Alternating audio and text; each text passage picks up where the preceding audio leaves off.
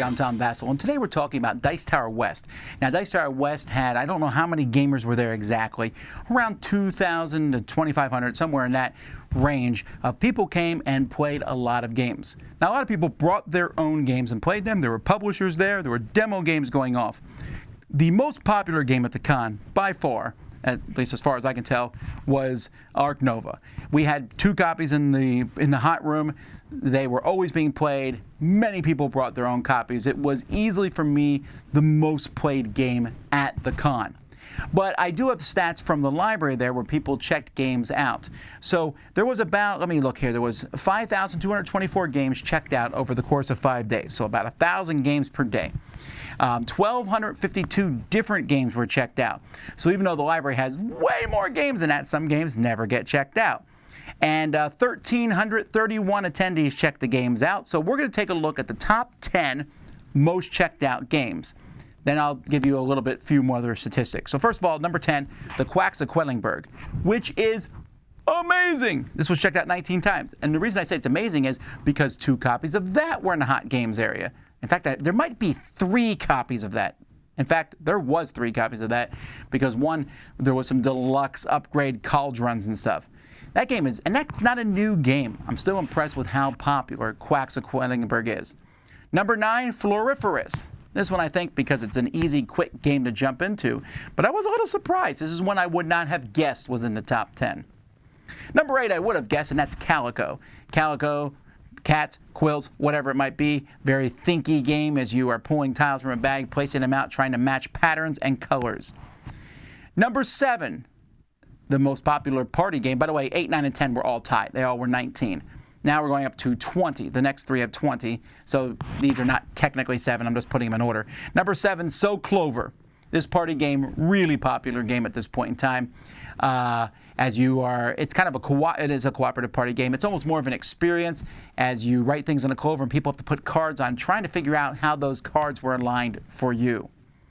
Number 6, a racing game from AEG that's getting more and more popular, Cubitos. This one just keeps rising and rising. I suspected it would be somewhat popular, but I thought it would be a little too fiddly for many people, but people seem to be really enjoying it. Number 5, Azul Summer Pavilion. No surprise here, but I mean, Azuls are very popular. Everyone wants to play the newest one, so I figured, people would love to give that one a try. Number 4 is Canvas. I'm noticing a theme here. None of these games are big, heavy games. Most of them are fairly light games. Canvas is one of the lightest of all. Very easy game as you're making paintings and then you score based on the kinds of paintings that you've made over the course of the game. It's a beautiful game too. Number 3 is Chai. So actually, Chai and Canvas both tied at 22 times checked out. Now, Chai is no surprise because that publisher was at the convention. So when that happens, obviously, you're like, hey, let's go check out the game, play it before we buy it. It's a very convenient thing to do. So I think that definitely has part of it, but also it's a colorful, easy, fun game for a lot of people. Number 2 is Furnace. Same thing. Arcane Wonders was there selling Furnace. I'm sure people want to check it out. But that's not just that. It's a really hot game right now. It's doing very well. This idea of a very simple auction and then running machines. It feels like a heavy Euro game, but in a fraction of the time. And a lot of people are really enjoying it. I like it. And then number 1, 36 times, the number 1 checked out game, and that is Cascadia. Cascadia, the kind of a sequel to Calico where you're drafting animals and tiles and placing them out and trying to form different patterns and matching depending on the scoring for that game. Very popular game. I would not be surprised if this one wins several awards from last year. So that were the number of games by number of times they were checked out. Now when it comes to hours, Cascadia still wins. It was checked out at 69, but then Honeybuzz hits the list. Honeybuzz was 65 hours, and again, that company was there, Elf Creek Games, so I know people are probably checking that one out, but a beautiful game. Then Furnace, then Dwellings of Eldervale. Of course, that's a longer game. That one was probably constantly out of the library, but it takes a longer time to play it at 60 hours. Golem at 58 hours. You're starting to see some heavier games here. Aquatica at 56. Subterra, we'll call that the Trey Parker effect at 51 hours. Obsession, very, very popular game right now. Smartphone and 51st State. Of course, that's on GameFound right now, so a lot of people probably interested in that. Now, the highest average checked out duration, this sort of thing I find to be fascinating. Maracaibo was checked out only 8 times, but an average of 4.9 hours. I don't think the game takes that long to play. That's just a long time for it to be checked out. Coffee Traders, 4.8 hours. Makes sense. Great Western Trail, 4.5. Rising Sun, 4.4. Feast for Odin, 4.2. I wonder if Maracaibo's average was messed up by someone checking it out for a really, really long time.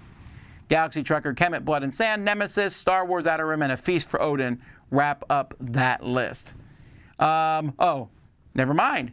Hours excludes games checked out for more than 10 hours, as it's likely the attendee forgot to check the game back in.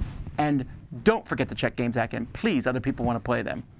Anyway, I find this sort of information useful. It is useful to us as we build our libraries because we want to have more copies of games that people want to play. Some surprises to me here. Wingspan wasn't on the list. That game is, I still see people playing it, and it definitely was played at the con a lot, but not as much maybe. And also the fact that the lighter games kind of rule at Dice Tower West over the heavier games, which sometimes will win at other cons. Then again, maybe because their average length of time prevented them from being played more often. Either way, if you came to Dice Tower West, I hope you had a fantastic time. We hope to see you there next year. We're going to have more great games and stuff coming at Dice Tower East, July 6th through 10th. You want to play all these games and more? Come check it out. Anyway, until next time, I'm Tom Vasel, and these have been the top played games at Dice Tower West 2022.